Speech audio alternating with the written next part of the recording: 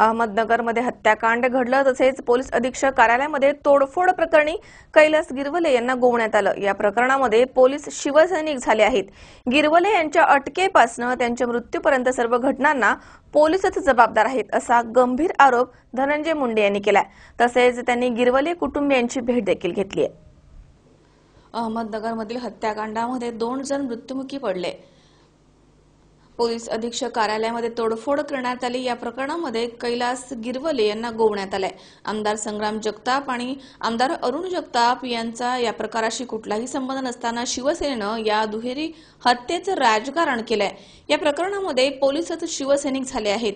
शिवसेनेनं सत्तेचा दुरुपयोग केलाय। दुहेरी हत्याकांड आणि पोलीस अधीक्षक कार्यालय तोडले, त्यांच्यावरती कारवाई व्हायला हवी। या प्रकरणामध्ये मुख्यमंत्र्यांनी मात्र बघ्याची भूमिका घेतली आहे।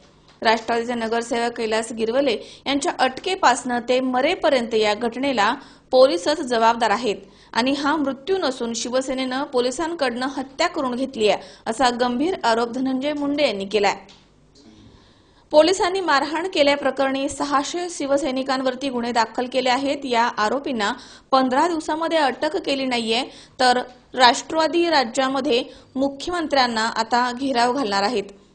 मुख्यमंत्र्यांनी राजधर्म पाळावा। पोलिसांच्या मारहाणीमध्ये राष्ट्रवादीचे नगरसेवक कैलास गिरवले यांचा मृत्यू झालाय। त्यांच्या कुटुंबाला धनंजय मुंडे यांनी भेट दिली आहे। पण या घटनेमध्ये सुरुवातीला जे हत्याकांड झालं त्यात राष्ट्रवादी काँग्रेस पार्टीला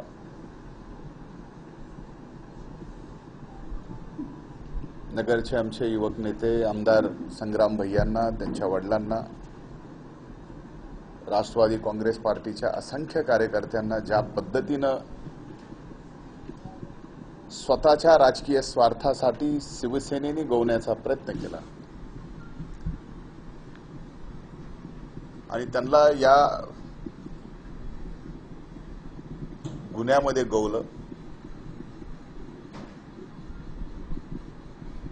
खरं तर या घटनेशी संग्राम जगतापांचा कसलाही संबंध नाही।